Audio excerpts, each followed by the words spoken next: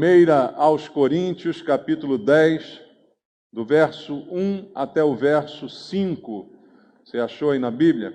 A palavra de Deus diz: Ora, irmãos, não quero que ignoreis que nossos pais estiveram todos sob a nuvem e todos passaram pelo mar, tendo sido todos batizados, assim na nuvem como no mar, com respeito a Moisés.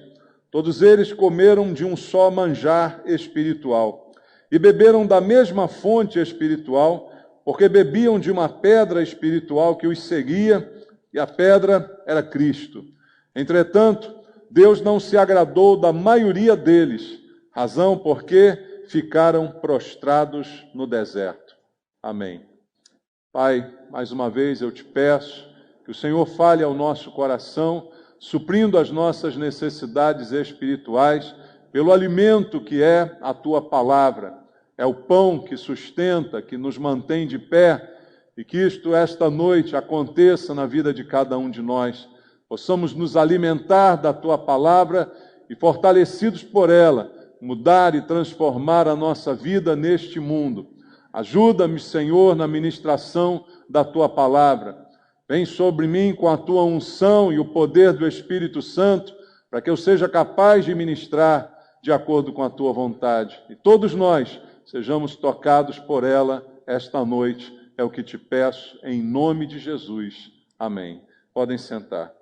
Amados, o apóstolo Paulo, nesse trecho da sua primeira carta aos Coríntios, está falando à igreja e está aqui fazendo uma comparação, uma analogia entre Israel e a igreja. Isso acontece em diversos momentos da Bíblia, como também já fiz aqui em diversas pregações, essa comparação, essa analogia, que cabe muito bem, pois Israel é o povo de Deus, é o povo escolhido pelo Senhor, e Deus tem promessas a Israel que ainda estão para se cumprir, apesar de todas que já tiveram seu cumprimento. Mas a igreja também adquiriu esse mesmo status, o status de ser povo de Deus, povo de propriedade exclusiva de Deus. E muitas coisas que Deus fez a Israel se encaixam também simbolicamente à igreja, e a gente pode fazer essa analogia. E é o que Paulo está fazendo nesses versículos que nós lemos aqui. E há um paralelo, certamente, entre a trajetória de Israel e a trajetória da igreja.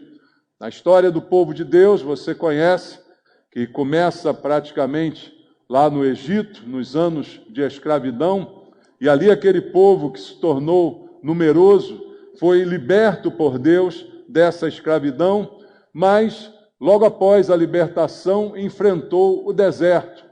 O deserto, um lugar que nós não gostamos de frequentar, não tem nada de bom para se ver ali, e ali o povo de Deus teve que passou pelo deserto para chegar à terra da promessa, à terra de Canaã. E aqui certamente há uma analogia com a nossa situação. O Egito, onde estava cativo aquele povo, representa o pecado, representa a vida velha, a vida de escravidão, que cada um de nós também um dia esteve neste Egito, aprisionados pelo nosso pecado, aprisionados pelo faraó, simbolicamente Satanás, que nos mantinha cativos por causa de nossos pecados. Mas de lá fomos libertos também pelo Senhor, através da nossa salvação por Cristo, fomos libertos do pecado e podemos deixar o Egito para trás. Mas aí começamos também a nossa jornada no deserto.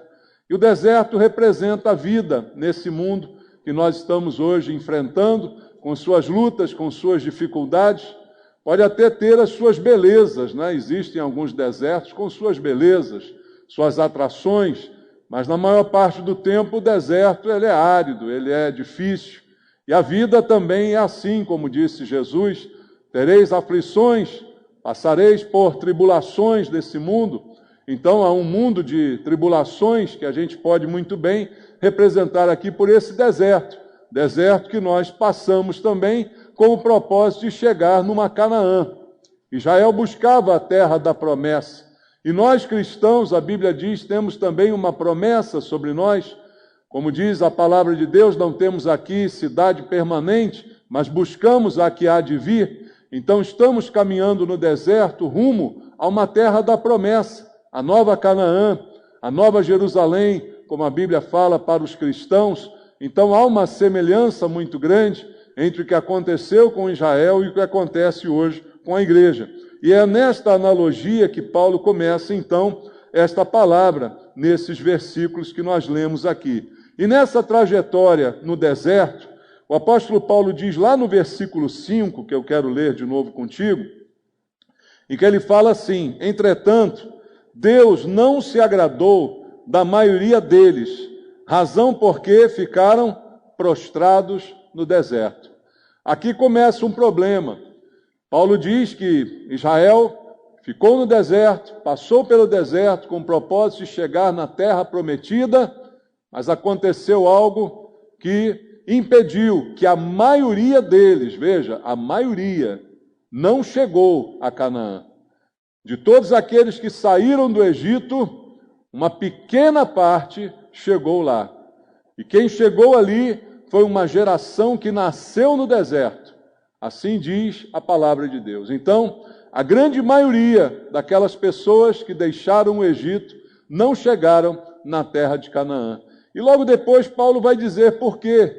Por causa dos pecados que cometeram, por causa das falhas que cometeram no percurso do deserto, porque não souberam enfrentar o deserto corretamente. Então muitos morreram pelo caminho, devido ao pecado, devido à rebeldia, devido à desobediência. Mas, apesar disso, muitos também chegaram à terra prometida. Muitos também conseguiram vencer o deserto e, sob a liderança de Josué, tomaram a terra que o Senhor havia prometido. Então, nós estamos diante de duas possibilidades: morrer no deserto ou chegar ao final da nossa carreira. Isso também, queridos, eu creio, se aplica a muitos que ouvem a palavra de Deus.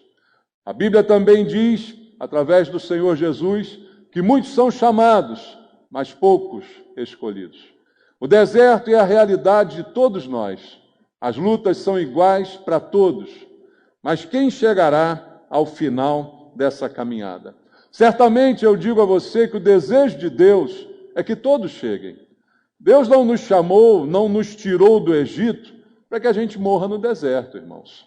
Não era a vontade de Deus que essa grande maioria morresse no deserto. Pelo contrário, a vontade de Deus é que eles estivessem logo em Canaã. Até porque a travessia não necessariamente duraria 40 anos como durou. Os 40 anos foram uma sentença de juízo, de punição pelos pecados que cometeram e para que aquela gente fosse expurgada do meio do povo, para que morressem realmente no deserto e só entrasse na terra prometida a nova geração que viria. Então, eu creio que isso não é o plano original de Deus. O plano original é que todos cheguem lá. O plano original é que nós façamos parte da minoria, que nós façamos parte dos poucos escolhidos e não dos muitos amados. E que a gente vença esse deserto chamado vida e que a gente consiga chegar ao final da nossa trajetória, como esse hoje pela manhã aconteceu com o apóstolo Paulo. E a coisa mais fácil que existe, irmãos, é a gente ter problemas no deserto. Porque deserto não é um lugar fácil. E Jesus nunca disse que a vida nesse mundo seria uma vida fácil, mesmo para aqueles que creem nele, mesmo para aqueles que, a princípio, receberam a sua palavra. Não foi prometido a nenhum de nós vida fácil. E é muito comum que muitos se percam no deserto, porque o deserto é um lugar sem referência, né? O deserto é um lugar que é muito fácil a gente se perder, porque não há referências na paisagem. Se você for largado no deserto e começar a andar, você não sabe mais daqui a pouco para que lado você está indo, qual é a direção que você está tomando, porque não há pontos de referência no deserto. Então, é muito fácil a gente se perder no deserto. Mas a Bíblia diz que Deus deixou para nós uma bússola chamada Palavra de Deus, a Bíblia Sagrada, a palavra que procede do Senhor. Essa é a bússola que orienta o nosso caminho. Como diz o Salmo 119, no versículo 100, lâmpada para os nossos pés, luz para o nosso caminho é a tua palavra. Então ela é a bússola com a qual eu vou chegar ao outro lado, com a qual eu vou vencer o deserto e não vou ficar prostrado nele, muito menos me perderei nessa caminhada. Isto se eu usar a palavra de Deus como guia, como direção, para que eu chegue até o final. Então eu queria essa noite conversar contigo sobre alguns princípios bíblicos que vão nos ajudar a vencer o deserto, para que a gente não engrosse a estatística desta maioria que vai ficar pelo caminho e que não vai chegar aonde Deus deseja que eu chegue. A gente precisa aprender a lutar contra os pecados e também a assumir um comportamento na vida que trilhamos no deserto, nesta caminhada que está diante de nós. E o que fazer para vencer este deserto? Eu vou trazer então alguns paralelos entre aquilo que Paulo disse e aquilo que está escrito no livro de Êxodos. Veja, Êxodo capítulo 13, vamos ler? Êxodo capítulo 13, no versículo número 21, diz: o Senhor ia adiante deles, durante o dia, numa coluna de nuvem, para os guiar pelo caminho, durante a noite, numa coluna de fogo, para os alumiar, a fim de que caminhassem de dia e de noite. A narrativa bíblica do livro de Êxodo, falando sobre como era a caminhada no deserto. Aí voltamos ao texto de Paulo, onde ele diz nos 2 primeiros versículos: ora, irmãos, não quero que ignoreis que nossos pais estiveram todos sob a nuvem. Que nuvem é essa? Essa nuvem que a gente leu em Êxodo 13. Essa nuvem que numa coluna mostrava a direção em que o povo deveria andar. E ele diz: todos estiveram sob a nuvem, todos passaram pelo mar, tendo sido batizados assim na nuvem como no mar, com respeito a Moisés. A primeira dica bíblica que há para nós aqui é que nós não estamos perdidos no deserto. Deus nos dá orientação. Como disse, a sua palavra é a bússola. Deus sempre nos mostra o caminho. E o que diz a Bíblia é que mesmo aquele povo no deserto tinha a coluna de nuvem para mostrar a sua direção.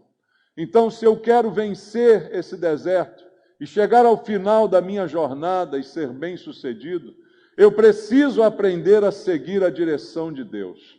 Não adianta ter uma nuvem me guiando se eu insisto em ir por outro caminho.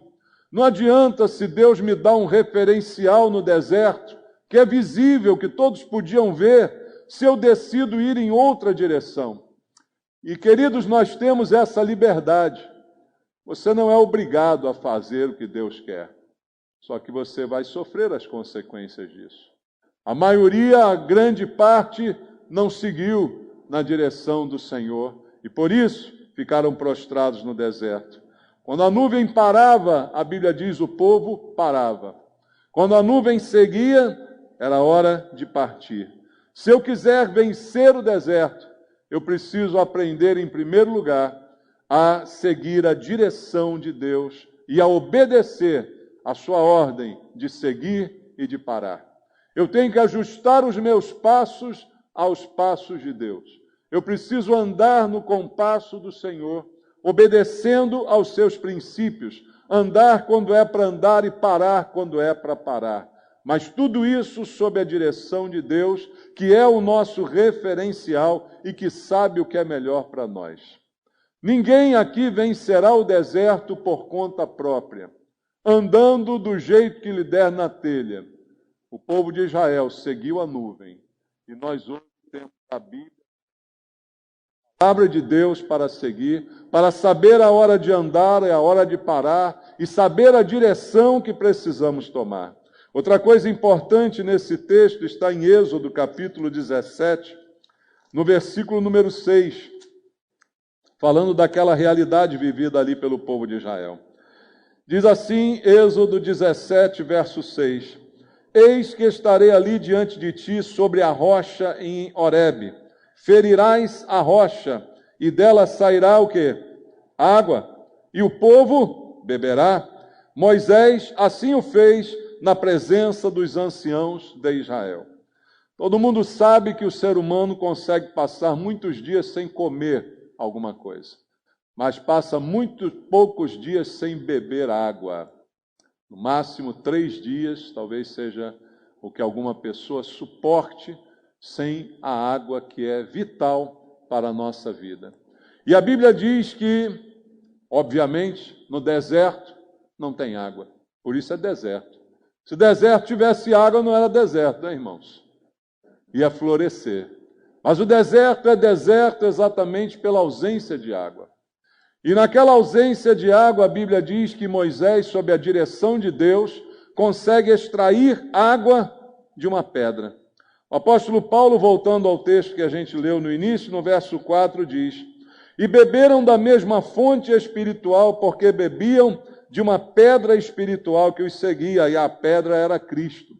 O apóstolo Paulo faz uma analogia entre esta água que saiu da rocha para sustentar o povo em Israel e a pedra do Evangelho, a pedra angular do Evangelho, que é o próprio Senhor Jesus. Ele chega a dizer que essa pedra era Cristo, embora eles não pudessem entender ou perceber, mas já era um símbolo da presença do Senhor entre eles. Então, na seca do deserto, que todos nós estamos enfrentando, sem água morreremos rapidamente. Sem água secaremos rapidamente. E todos temos que beber, mesmo que a gente não esteja com sede agora. Beber a água que o Senhor nos dá é essencial para não morrer. E segundo a analogia de Paulo falando agora à igreja, esta água, você sabe quem é agora? É Cristo. Qual a água que você precisa beber para sobreviver nesse deserto? É a água que Cristo dá. É a água que vem do Senhor, que é a fonte da água que eu preciso e que todos nós precisamos. Jesus assim se identificou em João capítulo 4, você conhece o texto, quando ele conversava com a mulher samaritana. Em João capítulo 4, no versículo 10 até o versículo 14, diz: replicou-lhe Jesus: se conheceras o dom de Deus e quem é o que te pede, dá-me de beber, e tu lhe pedirias e ele te daria água viva. Respondeu-lhe ela: Senhor, tu não tens como que atirar e o poço é fundo, onde pois tens a água viva? És tu porventura maior do que nosso pai Jacó, que nos deu o poço, do qual ele mesmo bebeu, bem assim seus filhos e seu gado? Afirmou-lhe Jesus: quem beber desta água tornará a ter sede. Aquele, porém, que beber da água que eu lhe der, nunca mais terá sede, pelo contrário, a água que eu lhe der será nele uma fonte a jorrar para a vida eterna. A mulher samaritana também pensou que Jesus estava falando de recursos naturais, de água natural. Mas Jesus está também analogicamente falando de uma água espiritual, de uma água que só Ele pode fornecer e que saciaria não apenas por algum tempo, como a água que a gente bebe logo depois tem sede, mas que saciaria eternamente. Jesus ainda em João capítulo 7, mais uma vez se refere a essa fonte, quando ele diz, no versículo 37 e 38, no último dia, o grande dia da festa, levantou-se Jesus e exclamou: se alguém tem sede, faça o quê? Venha a mim e beba. Quem crer em mim, como diz a Escritura, do seu interior fluirão rios de água viva. Aonde está a água? É Cristo, é a fonte. Mas se eu crer nele, o que ele diz? Eu me torno uma fonte. Do seu interior fluem rios de água viva. Não só como os israelitas têm uma fonte em determinada pedra, mas agora eu, em Cristo, me torno uma fonte a jorrar, simplesmente porque criei nele. Querido, não há como a gente atravessar o deserto e vencer sem essa água. Sem a gente beber da água que mata a sede para sempre. Sem a gente se tornar essa fonte de água, nenhum de nós conseguirá vencer o deserto. Sem água, morreremos desidratados, pelo pecado que seca a nossa vida e que certamente vai contribuir para que a gente morra dessa forma. Mas a maneira para atravessarmos o deserto é bebermos da água. A mesma água citada por Paulo, que já era representada por Cristo naquele deserto, está agora disponível a todo aquele que crer nele. Do seu interior brotará um rio de água viva, e que será nele uma fonte a jorrar. Então, se você quer vencer o deserto, eu te aconselho, beba dessa água. Não morra de sede do lado da fonte. Não morra de sede pertinho da fonte abundante que existe, está disponível e que você pode se tornar parte dessa fonte. Não há como vencer o deserto se a gente não seguir os passos de Deus, se orientando pela nuvem, pela sua palavra, e muito menos sem beber da água que Jesus tem para dar a cada um de nós. Outra coisa importante dita no texto está em Êxodo, capítulo 16. Vamos voltar lá ao livro de Êxodo. Agora vamos ler o capítulo número 16, no versículo número 35. Diz assim: E comeram os filhos de Israel maná 40 anos, até que entraram em terra habitada. Comeram maná até que chegaram aos limites da terra de Canaã. Qual é o alvo? Chegar em Canaã. Quanto tempo? 40 anos. 40 anos de deserto. Água saindo da rocha e comida caindo do céu. Diz a Bíblia que o maná caía do céu todos os dias. E segundo diz o versículo, isso aconteceu todos os anos, 40 anos, até que entraram em terra habitada. Até que saíram do deserto, e enquanto lá estiveram, a comida vinda do céu estava disponível.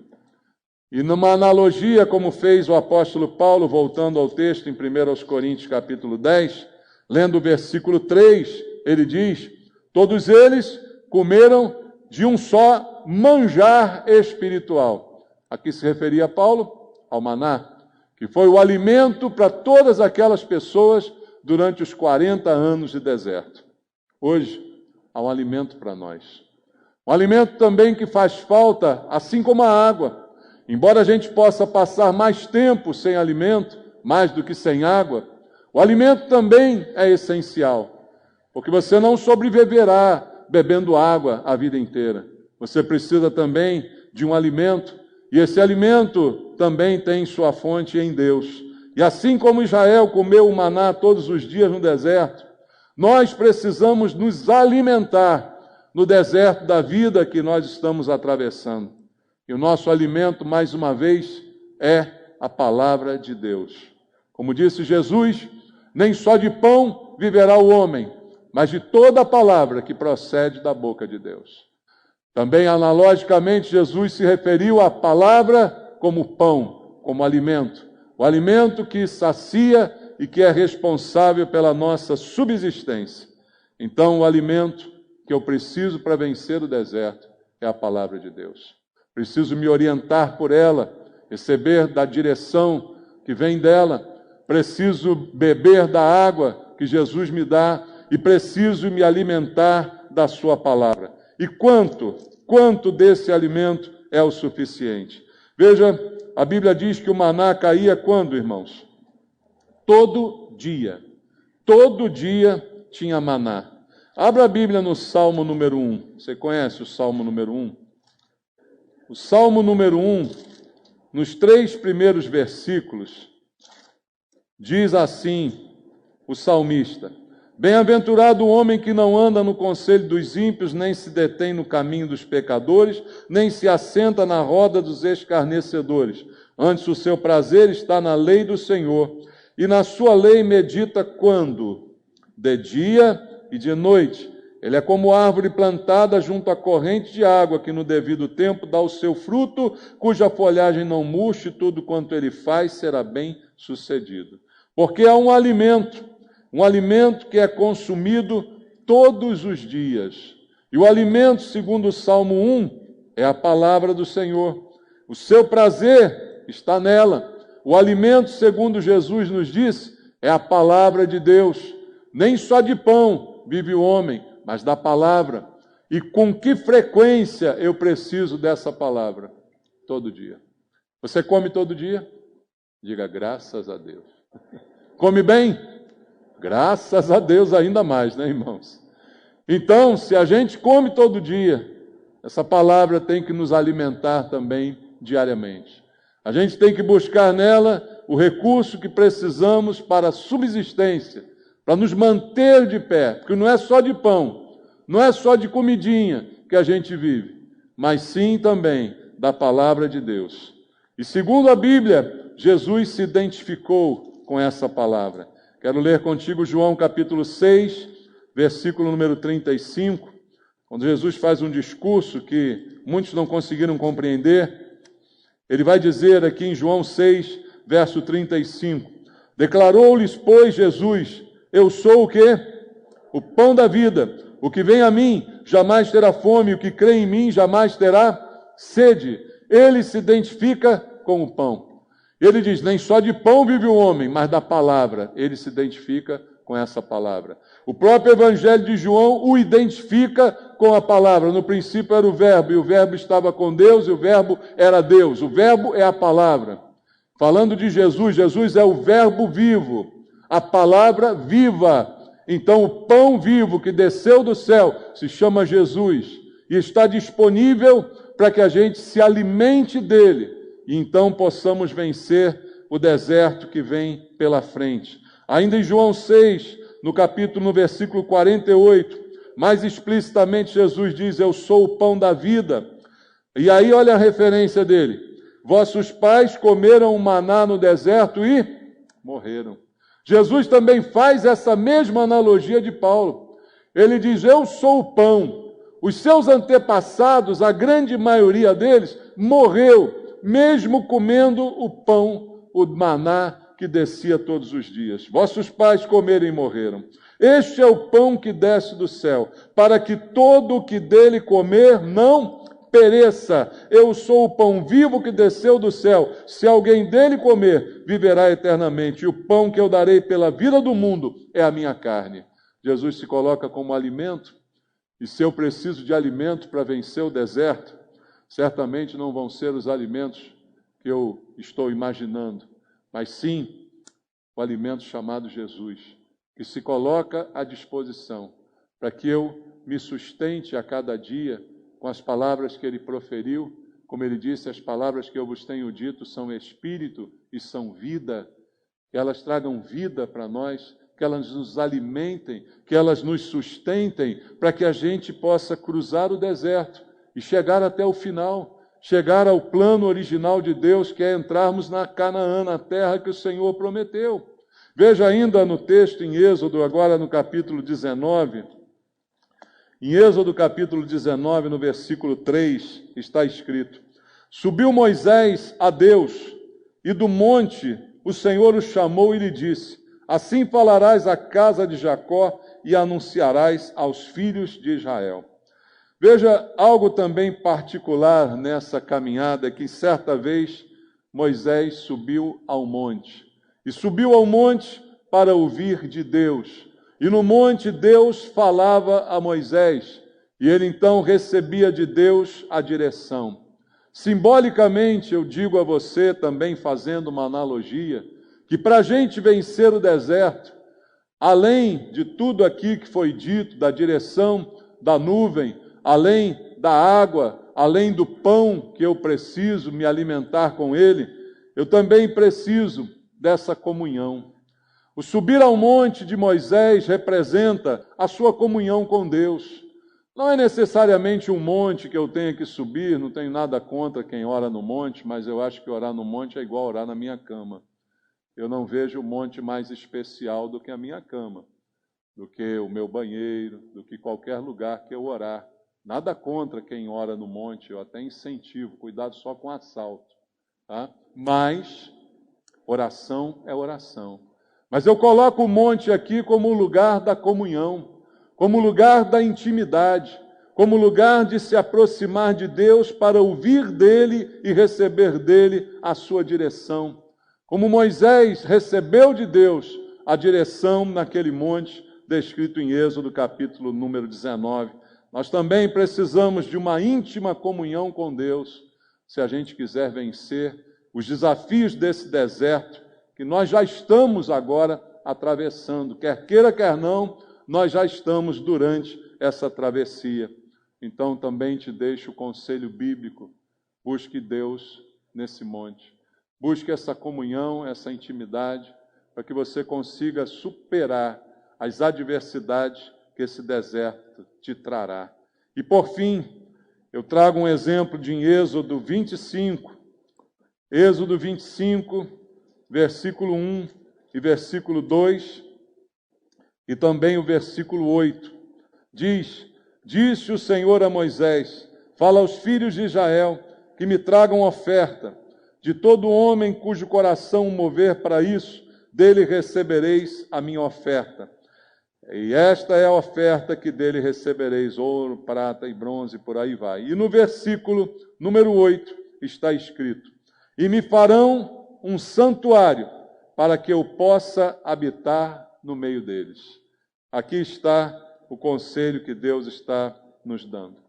Israel no deserto construiu um tabernáculo. Sob a ordem, sob a orientação de Deus, com a oferta do povo, esse tabernáculo foi construído.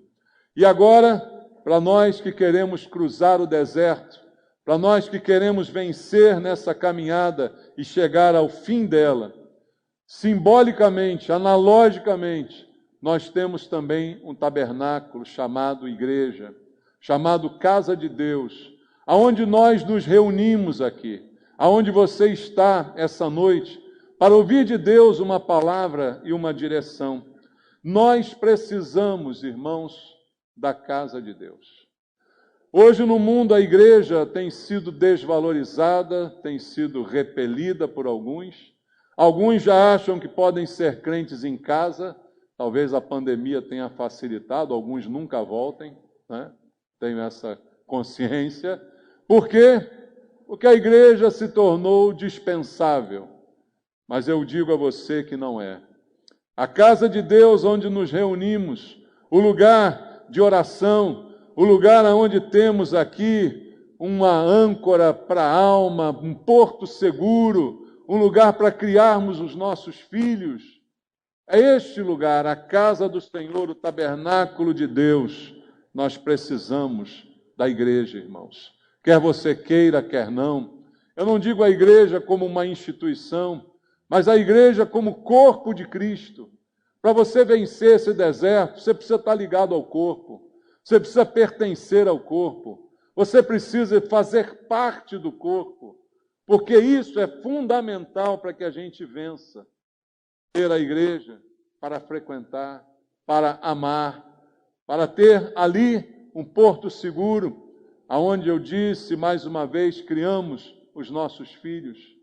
No deserto, estamos aí sujeitos a todo tipo de ataques, mas na igreja a gente tem uma defesa, a gente tem uma fortaleza, a gente tem uma proteção. Há uma promessa de Deus sobre a sua casa. Alguém dirá: mas Deus não habita em ti. Deus deixou que o templo fosse construído. Deus ordenou que o tabernáculo fosse erguido. E quando o templo foi inaugurado, Deus fez uma promessa, dizendo que se o povo dele se humilhasse, orasse, o buscasse, ele ouviria do céu, ele sararia a terra, ele mudaria as circunstâncias. Então é na igreja que nós devemos estar, queridos, em oração, buscando crescimento, aperfeiçoamento, ensinando nossos filhos, para que a gente chegue ao final desse deserto e possa entrar em Canaã. E não aconteça como a maioria daqueles judeus que não entrou, que morreram no deserto. Andar e morrer. Do mundo, nadou e morreu na praia. Não adiantou nada. Não, eu não estou aqui para morrer no deserto. Eu termino contigo lendo o Salmo 84, onde o salmista faz uma exaltação à casa de Deus, ao templo do Senhor. No Salmo número 84, no versículo número 3, ele diz assim: O pardal encontrou casa e a andorinha ninho para si, onde acolha os seus filhotes. Eu, os teus altares, Senhor dos exércitos, Rei meu e Deus meu. E no verso 10, pois um dia nos teus átrios vale mais que 1000. Prefiro estar à porta da casa do meu Deus a permanecer nas tendas da perversidade. Aonde você quer gastar os teus dias, aonde você quer gastar o teu tempo, é nas tendas da perversidade ou na casa de Deus, que te abraça, que te acolhe, um lugar onde você pode criar os seus filhos. Assim como o pardal encontrou casa para acolher os seus filhotes, você aqui tem uma casa, a casa de Deus, o teu Pai, para criar os seus filhos e para se fortalecer e se proteger na fortaleza chamada igreja, sobre a qual repousa a promessa de Jesus: as portas do inferno não prevalecerão contra a minha igreja. Então eu quero estar dentro dela, mesmo que o inferno esteja às portas dela, mas é dentro dela que eu estarei seguro e que eu estarei protegido. Queridos, o Egito ficou para trás, o deserto está aí para a gente atravessar e Canaã está logo ali na frente. A gente só precisa continuar caminhando, vencer o deserto, porque o nosso destino é o céu. O nosso destino é completar a carreira, é guardar a fé, como fez o apóstolo Paulo. É nadar para chegar no final e não para morrer no meio do caminho. Amém? Que Deus te abençoe e te ajude a vencer esse deserto, contando com esses planos nos dados aqui por Deus e usando como casa, como proteção, a igreja do Senhor. Nós vamos vencer e nós vamos chegar até o final. Mesmo que esse deserto fique cada vez pior, a gente vai chegar na nova Canaã, em nome de Jesus. Amém? Vamos louvar, vamos orar, vamos buscar a direção de Deus. Pai, muito obrigado por nós ouvirmos a Tua palavra e termos dela a direção. Resta agora a cada um de nós ouvir e obedecer, ouvir e fazer aquilo que o Senhor nos falou. Tua palavra nada produzirá se ela não for praticada. Se ela for apenas ouvida, ela não produzirá os Teus propósitos, Pai. Mas se nós a praticarmos, há uma mudança. Se nós a praticarmos, haverá uma transformação. E a gente vai vencer esse deserto. E a gente vai chegar em Canaã. E a gente vai encontrar com o Senhor. Porque muitos são chamados, poucos são escolhidos. E nós somos desses poucos, escolhidos pelo Senhor, mas que buscamos sempre a Tua orientação, a Tua palavra, bebemos sempre dessa água, nos alimentamos do Senhor, temos comunhão contigo e buscamos a Tua casa. É por isso que eu sei que nós não ficaremos prostrados no deserto, não morreremos nesse deserto, mas chegaremos até o final. Assim eu te peço, ó Deus, fala a Teus filhos, em nome de Jesus. Amém. Graças a Deus.